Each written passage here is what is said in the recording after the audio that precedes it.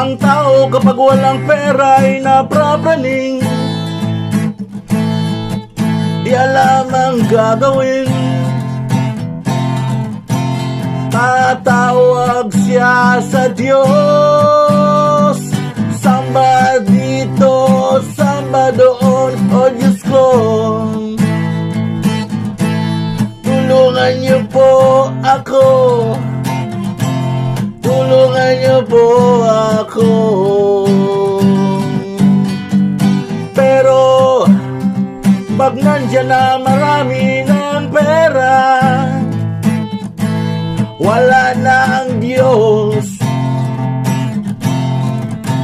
Paano nalunod na sa Diyos ang pera?